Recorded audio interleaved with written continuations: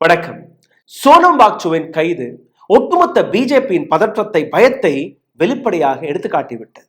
முக்கியமாக குஜராத் லாபியின் பயத்தை எக்ஸ்போஸ் செய்துவிட்டது. அமித்ஷா சோனம் வாங்சுக்கு எதிராக வெளிவிட்ட அந்த பிரஸ் ரிலீஸ் அதுவே மிக தெளிவாக எடுத்து வைத்த விஷயம். சோனம் வாங்சுவை சாதாரணமாக இவர்கள் பார்க்கவில்லை. சோனம் வாங்சுவை கைது செய்து ஒட்டுமொத்த ஜென்சி பிரச்சனையை முடக்குவதற்கான முயற்சியை அமித்ஷா எடுத்திருக்கிறார். சோனம் வாங்சு 370 ஆர்டிகல் 370 நீக்கிய போது நரேந்திர மோடி பிஜேபியை பாராட்டி பேசிய அதே நபர்.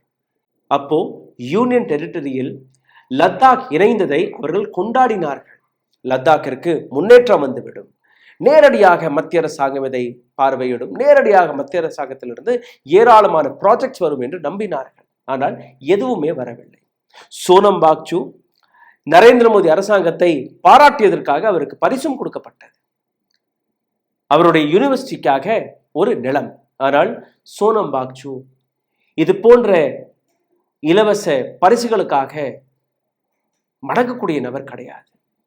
சோனம் வாங்சு இந்த பாராட்டை 6 வருடத்திற்கு முன்பு எடுத்து வைத்தாரோ, நரேந்திர மோடி மற்றும் அமித்ஷா எந்த ப்ராமிசஸ்களை அங்களுடைய மக்களுக்கு எடுத்து வைத்தார்களோ, வேலை வாய்ப்பு உருவாக்குவோம், கம்பெனிகள் இங்கே வரும், மாநிலத்தை முன்னேற்ற பாதைக்கு எடுத்துச் செல்லலாம், இது போன்ற பல்வேறு விஷயங்கள் அது நடைபெறாத போது சோனம் வாங்சு எங்களுடைய முழு மாநில அந்தஸ்தை ரெஸ்டோர் செய்யுங்கள் என்ற அந்த போராட்டத்தை கையில் எடுக்கிறார். இங்கே இருக்கக்கூடிய இளைஞர்கள் அவர்களுக்கு வேலை வாய்ப்பு கிடைக்க வேண்டும் என்று உண்ணாவிரதத்தில் அமர்கிறார். அதை தாண்டி கான்ஸ்டியூஷனில் இருக்கக்கூடிய ஸ்கெட்யூல் 6 ட்ரைபல் செக்ஷனுக்கு கீழே எங்களை கொண்டு வாருங்கள், இந்த மண்ணை யாருமே வாங்கக்கூடாது, நாங்களும் யாருக்கும் விற்கக்கூடாது என்கிற அந்த சட்டம். சோனம் வாங்சுக்கு ஒரு விஷயம் தெரிய வந்தது. இந்த நாட்டில் இருக்கக்கூடிய ஒரு சில கார்ப்பரேட் நபர்களுக்கு, முக்கியமாக அடானி போன்ற அம்பானி போன்ற நபர்களுக்கு ஒட்டுமொத்த லத்தாக்கையே விற்கக்கூடிய திட்டத்தை பிஜேபி பார்த்திருக்கிறது என்கிற அந்த விஷயத்தை அறிந்த உடனேயே சோனம் வாங்சுடைய போராட்டம், இந்த நாட்டு அரசாங்கத்துக்கு எதிராக அவருடைய கேள்விகள் அதிகரிக்க தொடங்கியது. 6 வருடத்திற்கு முன்பு எந்த சோனம் வாங்சு நரேந்திர மோடியை புகழ்ந்து பேசினாரோ, அதே சோனம் வாங்சுவை அதே பிஜேபி சிறையில் அடைத்து விட்டது. இந்த பதிவை மிகவும் ஆழமாக நீங்க பார்க்க வேண்டும். காரணம், இந்த ஜென்சி போராட்டம் கிளர்ச்சி லத்தாக்கில் மட்டும் வெடிக்கவில்லை, உத்தராகண்ட் கர்நாடகாவிலும் வெடித்து விட்டது. தார்வாடில் ஆயிரக்கணக்கான இளைஞர்கள் ரோட்டில் இறங்கி தன்னுடைய வேலை வாய்ப்பிற்காக போராடி இருக்கிறார்கள்.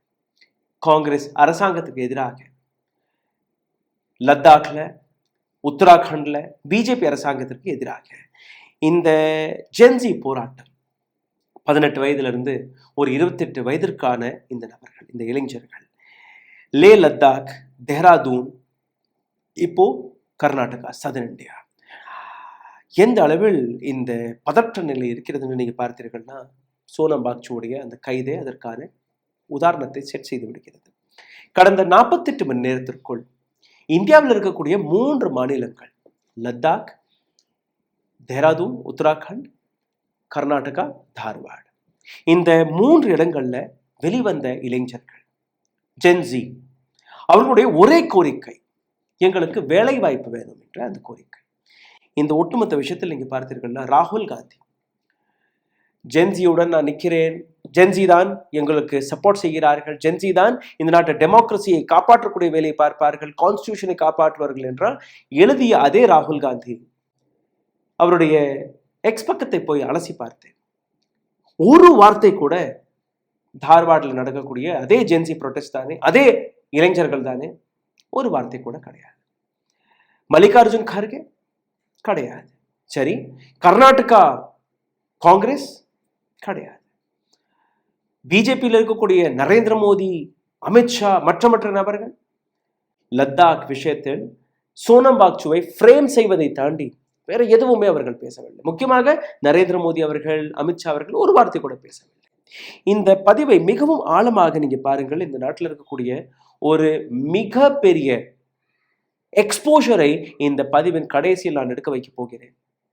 எந்த அளவில் ட்ரக்ஸ் இந்த ஒட்டுமொத்த ஜென்சியை முடக்கக்கூடிய வேலையை பார்த்திருக்கிறது. அதற்கான விளக்கத்தை நான் கொடுக்க போகிறேன். அதற்கான ரூட் காஸையும் நான் உங்களுக்கு எடுத்து காட்டப் போகிறேன். அதனால் இந்த வீடியோவை கடைசி வரை நிச்சயமாக பாருங்கள். இந்த வீடியோக்கள் உங்களை கூட்டிச் செல்வதற்கு முன்பு ஒரு சிறிய கோரிக்கை. கடந்த 8-10 நாட்களாக இந்த சேனலை முடக்கக்கூடிய வேலையை ஒரு சில அமைப்புகள் பார்க்க தொடங்கிவிட்டார்கள். எங்களுடைய வீடியோக்கள் 3000 10,000 தாண்ட மாட்டேங்கிறது. இதிலிருந்து மீட்டெடுப்பதற்காக உங்களுடைய உதவி எங்களுக்கு தேவைப்படுகிறது. லைக் அண்ட் கமெண்ட், இந்த 2 வேலையை பார்த்தாலே போதும் எங்களுடைய வீடியோக்கள் ஏராளமான நபர்களும் போய் சென்றடையும். இந்த வேலையை நீங்கள் பார்ப்பீர்கள், எங்களை சப்போர்ட் செய்வீர்கள் என்று நம்பி இந்த வீடியோக்குள் உங்களை நான் கூட்டிச் செல்கிறேன். மோடி ஷாவின் பதற்றம் என்ன? எதற்காக ஜென்சியை பார்த்து சப்போர்ட் செய்த ராகுல் காந்தி கூட இன்னைக்கு பேக் ஃபுட்டில் தள்ளப்பட்டிருக்கிறார். அனைத்தையுமே நீங்க பார்க்க வேண்டும். தேஹ்ராதூன், which is உத்தராகண்ட், கிட்டத்தட்ட ஒரு லார்ஜ் ஸ்கேல் ப்ரொடெஸ்ட் அங்கே பார்க்கப்பட்டது 23ஆம் தேதியிலிருந்து 25ஆம் தேதி வரை. உத்தராகண்ட்ல இருக்கக்கூடிய உத்தராகண்ட் பேரோஸ்கார் சங் மற்றும் உத்தராகண்ட் ஸ்வாபிமான் மோர்ச்சா, இந்த 2 அமைப்புகள் மற்றும் அங்க இருக்கக்கூடிய இளைஞர்கள், கிட்டத்தட்ட 13 டிஸ்ட்ரிக்ட்கள் இருக்கிறது ஒட்டுமொத்த உத்தராகண்ட்ல. ஒவ்வொரு டிஸ்ட்ரிக்ட்ல இருக்கக்கூடிய மாணவர்கள், இளைஞர்கள் இந்த போராட்டத்தில் கலந்து கொள்ள வந்தார்கள். இதற்கான காரணம் என்ன? Uttarakhand subordinate service selection commission UKSSSC இவர்களுடைய ஒரு பரீட்சை செப்டம்பர் 21ஆம் தேதி எழுதப்பட்டது. 21ஆம் தேதி எழுதப்பட்ட அந்த பரீட்சைக்கான பேப்பர் லீக் ஆகியது. இந்த பேப்பர் லீக்கிற்கு பின்பு அரசாங்கம் இதை பேப்பர் லீக்னு நீங்க சொல்ல தேவையில்லை, இது பேப்பர் லீக்கே கிடையாது, இதே போன்ற பேப்பர் லீக் 2021ஆம் ஆண்டும் நடந்தது. இந்த பேப்பர் லீக் பின்பு பிஜேபி அரசாங்கம் தாமி நேரடியாக வெளிப்படையாக வந்து நாங்க ஒரு ஃபுல் ப்ரூஃப் லாவை, ஒரு சட்டத்தை கொண்டு வர இருக்கிறோம் என்று கூறினார். போன வருடம் வரை அவர் அதை தான் கூறி வந்தார். இப்போ நடந்த இந்த பேப்பர் லீக்கை பேப்பர் லீக்காக பார்க்க வேண்டாம். ஹக்கம் சிங் ராவத் மற்றும் பங்கஜ் கௌர், இந்த 2 நபர்களுமே கைது செய்யப்பட்டார்கள். சிபிஐயுடைய ப்ரோப் இதை கேட்டு இந்த ஒட்டுமொத்த ப்ரொடெஸ்டும் நடக்கிறது. அந்த மாநிலத்துடைய சீஃப் மினிஸ்டர் தாமி அவர் கொடுத்த பதில், இதை பேப்பர் லீக்காக பார்க்காதீர்கள், ஏதோ ஒரு சென்டர்ல மற்றும் 3 பேப்பர் மட்டும்தான், அதாவது கொஸ்டின் பேப்பருடைய முதல் 3 பக்கங்கள் லீக் ஆகிவிட்டதான், அதனால் இதை லீக்னு பார்க்காதீங்க, ஒட்டுமொத்த கொஸ்டின் பேப்பர் லீக் ஆனால்தான் அதை பேப்பர் லீக்காக பார்க்கப்பட வேண்டும். இதுல இருந்து மக்கள், அவர்களுடைய மாணவர்கள் கோபம் அடைந்து ரோட்டில் வந்து விட்டார்கள். சரி, இவர்களுடைய கோரிக்கைகள் என்ன? சிபிஐயோட ப்ரோப் வேணும், இண்டிபெண்ட் ஒரு பாடி அமைக்கப்பட்டு யாருக்கெல்லாம் இந்த வேலை கொடுக்கப்பட்டதோ அவர்களுக்கான ஒரு ப்ரோப் நடக்கணும். 2வது, எக்ஸாமை கேன்சல் செய்யுங்கள், பேப்பர் லீக் ஆயிருச்சு, உடனடியாக எக்ஸாம் கேன்சல் செய்யப்பட வேண்டும். ரெசிக்னேஷன் ஆஃப் ஒஃபிஷியல்ஸ், UKSSSC இதோடைய செக்ரட்டரி மற்றும் மற்ற அதிகாரிகள் உடனடியாக சாக் செய்யப்பட வேண்டும், நீக்கப்பட வேண்டும். டிரான்ஸ்பரன்சி ரெஃபார்ம்ஸ், அடுத்த பரீட்சை நடக்கும்போது இது போன்ற தவறுகள் நடக்காதபடியான அதற்கான ஒரு ஃபுல் ப்ரூஃப் அரேஞ்ச்மெண்ட் நீங்க நடத்த வேண்டும். ரெக்ரூட்மெண்ட்டுக்கான அந்த வெளிப்படைத்தன்மையை நீங்க காட்ட வேண்டும். இது வந்து உத்தராகண்ட்ல நடந்த விஷயம். சரி, அடுத்தபடியாக கர்நாடகாவிற்கு வந்து விடுங்கள். All Karnataka state student association AKSSA இவர்களுடைய ஒரு மிகப்பெரிய போராட்டம் தார்வாட் கர்நாடகாவில் நேற்று நடந்தது, இன்னைக்கும் நடக்கிறது. இந்த இடத்துல நீங்க பார்த்தீர்கள்னா ஸ்ரீநகர் சர்க்கிள் இருந்து தொடங்கி காலேஜ் ரோடு வழியாக ஜூப்ளி சர்க்கிள் வழியாக இந்த அமைதி போராட்டம் போனது. அங்க இருக்கக்கூடிய டெபுட்டி கமிஷனருடைய ஆஃபீஸ் போய் அங்க தன்னுடைய மனுவை கொடுத்ததாக. ஆனால் மாணவர்களுடைய கோரிக்கை அதே போன்ற கோரிக்கை தான். கிட்டத்தட்ட 3 லட்சம் கவர்மெண்ட் வேகன்சிஸ் கர்நாடகாவில் இருக்கிறது 20 டிபார்ட்மெண்ட்கள்ல. இதுல டீச்சிங் வேலை மட்டுமே 70,000 போஸ்ட், டீச்சர்ஸ்களுக்கான போஸ்ட் 70,000 இருக்கு. போலீஸ் கான்ஸ்டபிளுக்கான போஸ்ட் அது தனி. இது போன்ற ஏராளமான பிரச்சனைகள். இவர்களுடைய கோரிக்கை என்ன? 3 லட்சம் வேக்கண்ட் போஸ்ட்களை உடனடியாக நிரப்புங்கள். 2வது, ஏஜ் லிமிட் எத்தனையோ வருடங்களாக நாங்கள் காத்து கொண்டிருக்கிறோம். 30 வயது கான்ஸ்டபிளுக்கான இந்த ஜென்ரல் கேட்டகரி 30 வயதாக நீங்கள் உயர்த்தணும். 33 வயது SC/ST கேட்டகரிக்கு நீங்கள் உயர்த்தணும். இது 2வது கோரிக்கை. 3வது அண்ட் ரீக்ரூட்மெண்ட் டிலே. இந்த வேலைவாய்ப்பு கொடுப்பதில் என்ன தாமதத்தை நீங்கள் எடுத்து வைக்கிறீர்களோ அதை நீங்கள் நிறுத்துங்கள். Swift action on youth unemployment. வேலைவாய்ப்பை அதிகப்படுத்துவதற்காக உடனடியாக ஒரு பிளான் நீங்கள் செய்ய வேண்டும். இதுதான் அவர்களுடைய கோரிக்கை. சரி, இன்னொரு பக்கம் லத்தாக்கில் என்ன நடக்கிறது? லத்தாக்கில் இன்னைக்கு காலையிலிருந்து நீங்கள் பார்த்தீர்கள், இன்னும் நேற்றிலிருந்து நீங்கள் பார்த்தீர்கள்னா இந்த வீடியோவை நீங்கள் பார்த்து வருகிறீர்கள். தடியடி நடக்கிறது. மக்கள் மீது தடியடி நடத்துகிறார்கள். இராணுவத்தை வைத்து, போலீஸை வைத்து அங்களுடைய மக்களை அடக்கக்கூடிய வேலையை பிஜேபி அரசாங்கம் பார்த்து வருகிறது. இதிலிருந்தே உங்களுக்கு அந்த பதற்றம் தெரிகிறது. போலீஸ் ராஜ், போலீஸை வைத்து ஒட்டுமொத்த ஜென்சியை அடக்குவதாக இவர்களுடைய ஒரு முயற்சி. அடக்க முடியுமா? அது நீங்க பார்க்க வேண்டும். பிஜேபியுடைய ரியாக்ஷனும் வெளிவந்திருக்கிறது. இது ஜென்சி போராட்டம்லாம் கிடையாது. இவர்களை ஜென்சி எல்லாம் நீங்க பார்க்க வேண்டாம். அதாவது கர்நாடகாவில் வெளிவந்த அந்த கூட்டத்தை பார்க்கிறீர்கள், உத்தராகண்டில் இருக்கக்கூடிய கூட்டத்தை பார்க்கிறீர்கள், லத்தாக்கில் நடந்த அந்த கலவரத்தை பார்க்கிறீர்கள். இவர்கள் ஜென்சி கிடையாது என்று கூறியிருக்கிறார். பிஜேபியின் ஸ்போக் பர்சன் சம்பீத் பாத்ரா நேரடியாக இது காங்கிரஸோடைய சதி திட்டம், சோனம் வாக்சூ உடைய என்ஜிஓ இதற்கு பின்னாடி இருக்கிறது என்கிற ஒரு குற்றச்சாட்டை எடுத்து வைத்திருக்கிறார். நீங்களே கேட்டுவிடுங்கள். देख रहे होंगे कि लद्दाख में किस प्रकार से जेन जी के नाम से कुछ प्रोटेस्ट दिखाने की कोशिश हुई कि जेन जी ने किया है, मगर जब तफ्तीश हुई, व्हेन इट वाज इन्वेस्टिगेटेड, तो मालूम पड़ा कि जेन जी का नहीं, ये कांग्रेस का ही प्रोटेस्ट था. சோனம் வாக்சூடைய ரோல் இருப்பதாக கூறியிருந்தார்கள். சோனம் வாக்சூ ஒரு காந்தியை ஃபாலோ செய்யக்கூடிய நபர். அவருடைய உண்ணாவிரதங்கள் அனைத்துமே அமைதி போராட்டமாக தான் இருந்தது. கோரிக்கைகளை மட்டும் எடுத்து வைப்பார், அதை தாண்டி எதுவுமே கிடையாது. அமித்ஷா நேரடியாக அவரை டார்கெட் செய்த போதே அவர் கைதாகி விடுவார் என்று அனைவருக்குமே தெரியும். நேற்று கொடுத்த ஒரு இன்டர்வியூவிலும் அவரே கூறுகிறார், என்னை எப்போ வேணாலும் கைது செய்து விடுவார்கள் என்று.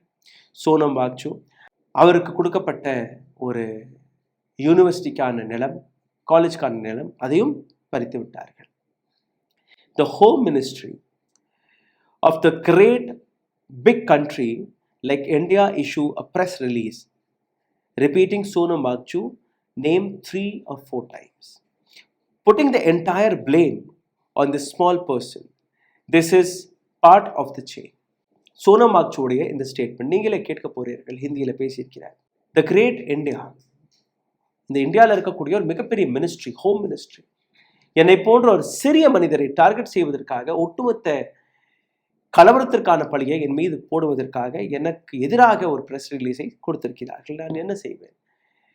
அந்த கலவரத்திற்கும் எனக்கும் எந்த விதமான சம்மதமும் இல்லை என்று கூறியிருக்கிறார். இன்னைக்கு அவர் மீது என்எஸ்ஏ போடப்பட்டிருக்கிறது. அதாவது அவருக்கு பெயில் கிடைக்காது, அவ்வளவு சாதாரணமாக அவரால் வெளியிலும் வர முடியாது. உமர் காலித் 5 ஆண்டுகள் இன்னைக்கு சிறையில் இருக்கிறார். UAPA போன்ற வழக்கு, NSA போன்ற வழக்குகள், இதே போன்ற ஏராளமான வழக்குகள் இந்த நாட்டில் இருக்கக்கூடிய ஆக்டிவிஸ்ட்கள் மீது, கேள்வி கேட்கக்கூடிய நபர்கள் மீது போடப்பட்டது. உத்தராகண்டில் இந்த போராட்டத்தில் கலந்து கொள்வதற்காக நைனிதால், மசூரி, ஹரித்வார், அல்மோரா, ராணிகேத் இது போன்ற ஏராளமான நபர்கள், இளைஞர்கள் இந்த போராட்டத்தில் கலந்து கொண்டார்கள். சீஃப் மினிஸ்டர் தாமி, அமித்ஷாவுடைய கனெக்ஷனை நீங்க பார்த்தீர்கள்னா 2 பேருமே ஒரு பதற்றத்தில் இருந்தார்கள். இந்த பதற்றத்திற்கு பின்பு அங்க இருக்கக்கூடிய இளைஞர்களுடைய மூட், அதையும் நீங்க கொஞ்சம் பாருங்கள். धामी, आपने दिमाग तो चलाया पर थोड़ी सी चूक हो गई। बच्चों को लाए तो कॉलेज की ड्रेस में लाए। हम तो टाई पहन के नहीं आ रहे इधर, क्योंकि हम बेरोजगार है ना। हमारा तो कुर्ता अलग है, पजामा अलग है, चुन्नी अलग. இந்த விஷயத்தை பற்றி ஒவ்வொரு நாளும் நான் வீடியோக்களை போட்டு வருகிறேன். ஒவ்வொரு வீடியோவிலும் நான் எடுத்து வைத்த விஷயம், நேபாளில் என்ன நடந்ததோ, பங்களாதேஷில் என்ன நடந்ததோ, ஸ்ரீலங்காவில் என்ன நடந்ததோ அது இந்தியாவில் நடக்கக்கூடாது. ஜென்சி கிளர்ச்சி போராட்டமாக, வயலன்ஸாக மாறக்கூடாது. போராடுங்கள், அமைதி போராட்டம் வெல்கம், பட் வயலண்டாக மாறக்கூடாது என்கிற இந்த விஷயத்தை திருப்பி நான் கூறியதற்கான காரணம், இந்த நாட்டில் இருக்கக்கூடிய அமைதி நிலைக்க வேண்டும். ஆனால் பிஜேபி என்ன செய்கிறது? பிஜேபி சுட்ட படுவில் உப்பை தெளிக்கக்கூடிய வேலையை பார்க்கிறார்கள். பிஜேபி ஒவ்வொரு இடத்திலும் நீங்கள் பார்த்தீர்கள்னா ஜென்சியை முடக்கக்கூடிய வேலை மட்டும் பார்க்கவில்லை, ஜென்சியை எப்படி கண்ட்ரோல் செய்ய முடியும் என்கிற அந்த விஷயத்தை பார்த்து வருகிறார்கள். இதே போன்ற விஷயத்தை தான் எப்படி லத்தாக் யூனியன் டெரிட்டரியாக மாறும்போது அங்கே இருக்கக்கூடிய மக்கள், அங்கே இருக்கக்கூடிய இளைஞர்களுக்கு மோடி அண்ட் ஷா பல வாக்குகளை கொடுத்திருந்தார்கள். டெவலப்மெண்ட் நடக்கும், வேலைவாய்ப்பு கிடைக்கும், அதிக கம்பெனிஸ்கள் வருவார்கள், இந்த மாநிலம் ராக்கெட் வேகத்தில் பறந்து செல்லும். இதே போன்ற விஷயத்தை தான் ஜம்மு அண்ட் காஷ்மீரிலும் எடுத்து வைத்தார்கள். ஆனால் இந்த 2 இடங்களில் நீங்கள் பார்த்தீர்கள்னா இன்னைக்கு அங்கே இருக்கக்கூடிய இளைஞர்களுடைய நிலை சிறையில் இருக்கக்கூடிய பறவை போன்று இருக்கிறது. அவர்களால் எதுவுமே பேச முடியவில்லை. நேஷனல் கான்ஃபரன்ஸ் கவர்மெண்ட் 50 லட்சம் வேலை வாய்ப்பு, 1 கோடி வேலை வாய்ப்பை நாங்கள் உருவாக்கப் போகிறோம் என்று கூறினார்கள். கர்நாடக அரசாங்கம் 3 லட்சம் வேலை வாய்ப்பு, அரசு வேலை வாய்ப்பு அங்கே இருக்கிறது, எதுவுமே செய்யவில்லை. அதற்கு எதிராக தான் இந்த போராட்டம். அப்போ என்ன பிரச்சனை என்று கேட்கும்போது எந்த விதமான பதிலும் கிடையாது. ராகுல் காந்தி, மல்லிகார்ஜுன் கர்கே அமைதியாக இருக்கிறார்கள், மோடி, அமித்ஷா அமைதியாக இருக்கிறார்கள். இந்த நாட்டில் இருக்கக்கூடிய ஏராளமான பிரச்சனைகளை பற்றி நாம் ஒவ்வொரு நாளும் பேசிக் கொண்டிருக்கிறோம். ஆனால் இந்த பிரச்சனை நேரடியாக இளைஞர்கள் ஜென்சியை சம்பந்தப்பட்ட விஷயங்களாக இருக்கிறது. அதனால் இதை மிகவும் சீரியஸாக எடுத்துக்கொள்ளுங்கள். சீஃப் மினிஸ்டர் தாமி எந்த அளவில் நர்வஸாக இருக்கிறார் நீங்க பார்த்தீர்கள்னா, இது பேப்பர் லீக்கே கிடையாது, வெறும் 3 பக்கங்கள் தான் பேப்பர் லீக் ஆனதாக அவர் கூறியிருக்கிறார். இதிலிருந்து இளைஞர்கள் பேப்பர் சோர் கத்தி சோடி என்கிற கோஷங்களையும் வெளிவிட ஆரம்பித்தார்கள். என்ன செய்வது என்று புரியாமல் தானி, உத்தராகண்டின் சீஃப் மினிஸ்டர், இதை சீட்டிங் ஜிஹாத், ஒரு புதிய ஜிஹாதை இவர்கள் உருவாக்கி விட்டார்கள். ஏன்னா பிஜேபி மற்றும் ஐடி விங், கோதி மீடியாவிற்கு வேற வேலையே கிடையாது. லவ் ஜிஹாத்ல இருந்து தொடங்கி, லேண்ட் ஜிஹாத்ல இருந்து தொடங்கி, தூக் ஜிஹாத்ல இருந்து, கொரோனா ஜிஹாத்ல இருந்து எல்லாமே ஜிஹாத். இப்போ சீட்டிங் ஜிஹாத், சீட்டிங் ஜிஹாதிகள் தான் இந்த வேலையை பார்க்கிறார்கள் என்று சீஃப் மினிஸ்டர் கூறிவிட்டார். அதுக்கப்புறம் என்ன, ஒட்டுமொத்த இளைஞர்களுடைய கூட்டம் ஒவ்வொரு இடத்துல இருந்தும், அனைத்து நபர்களுமே இந்துக்கள், majority of them was Hindu. Paper leak के खफा युवकों ने अब भाजपा नेताओं का घेराव शुरू कर दिया है. पेपर लीக்ல இருந்து கோபமடைந்த இளைஞர்கள் बीजेपी लीडर எங்க பார்த்தாலும் அவர்களை முடக்கக்கூடிய வேலையை பார்க்க தொடங்கிவிட்டார்கள். यह आंदोलन में एक नया मोड़ है. पिथौरागढ़ में ब्लॉक प्रमुख का जबरदस्त घेराव किया गया. धीरे धीरे अन्य नेताओं से भी भाजपा नेताओं के घेराव की खबरें आने लगी हैं. बीजेपी தலைவர்கள் எங்க வெளியில வந்தாலும் அவர்களை முடக்கி கேள்விகளை கேட்கக்கூடிய வேலையை ஜென்சி பார்க்க தொடங்கிவிட்டது. பிஜேபியினர்கள், பிஜேபி தலைவர்களால் தலை காட்ட முடியவில்லை உத்தராகண்டில். அதனால்தான் இந்த பதற்றம், அதனால்தான் இந்த லத்தாக்கில் நடந்த இந்த கைது. அமித்ஷா கொடுத்த அந்த ஸ்டேட்மெண்ட்டை நீங்க பார்த்தீர்கள். இதற்கு முன்னாடி ஒரு வீடியோ போட்டிருக்கிறேன், அதை நான் ரிப்பீட் செய்ய விரும்பவில்லை. ஆனால் இந்த இடத்துல நீங்க பார்த்தீர்கள்னா, அமித்ஷா போட்ட ஒரு சில மீட்டிங்ஸ்களை பற்றி நான் பேச வேண்டும்.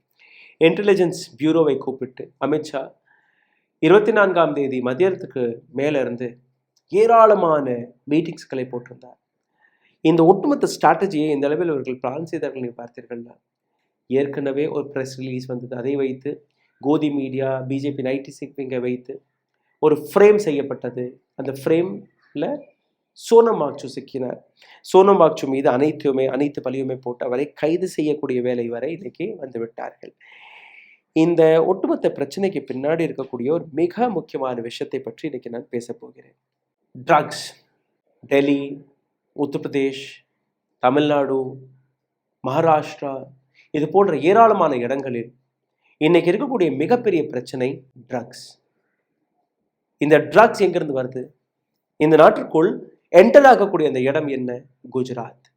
1995ஆம் ஆண்டிலிருந்து நரேந்திர மோடி மற்றும் பிஜேபியின் அரசாங்கம் அங்கே இருக்கு. முத்ரா போர்ட்ல இருந்து மட்டுமே நீங்க பார்த்தீர்கள்னா 11,311 கோடி ரூபாய்க்கான ட்ரக்ஸ் இந்தியாவிற்குள் வந்திருக்கிறது. பிடிபட்ட ட்ரக்ஸ் மட்டும்தான் கிட்டத்தட்ட 19 கேசஸ்கள் பிடிபட்டிருக்கிறது. இதுல 3 கேசஸ் முத்ரா போர்ட்ல இருந்தே கிடைத்ததாக கூறியிருக்கிறார். எதற்காக ஜென்சியோடைய போராட்டத்தை நான் ட்ரக்ஸுடன் கலந்து பேசுகிறேன்? காரணம் இருக்கு. பிஜேபி எடுத்து வைத்த 2-3 ஆயுதங்களில் ட்ரக்ஸும் ஒரு ஆயுதம். Communalism, polarisation and drugs. இந்த நாட்டில் இருக்கக்கூடிய யூனிவர்சிட்டிஸ்கள், காலேஜஸ்களில் எப்படி இந்த ட்ரக்ஸ் வந்தது, இந்த அளவில் எப்படி கடந்த 4-5 வருடங்களாக இந்த அளவில் பிரபலமானது? இதற்கு முன்னாடியும் ட்ரக்ஸ் இருந்தது, பட் இந்த அளவில் இருந்ததா? எப்படி முந்திரா போர்ட்லேயே 3 முறை இந்த ட்ரக்ஸ் பிடிபட்டது? எப்படி இந்த அளவில் குஜராத் போர்ட்டுகளிலேயே இந்த ட்ரக்ஸ் வெளிவருகிறது? இதற்கான கனெக்ஷன் அடானியுடன் இருக்கிறதா, பிஜேபியுடன் இருக்கிறதா? அனைத்தையுமே நீங்க ஒவ்வொன்றாக பார்த்தீர்கள்னா, ஜென்சியுடைய அன்எம்ப்ளாய்மெண்ட் 17%, வெறும் 15 வயதிலிருந்து 29 வயதிற்கான அந்த நபர்கள் CMIE ரிப்போர்ட் கொடுக்கிறது. ட்ரக்ஸ் பிரச்சனையில் சிக்கியிருக்கக்கூடிய நபர்கள் பஞ்சாப், டெல்லி, உத்தரப்பிரதேஷ்ல மிக அதிகமான மாணவர்கள் சிக்கியிருக்கிறார்கள்.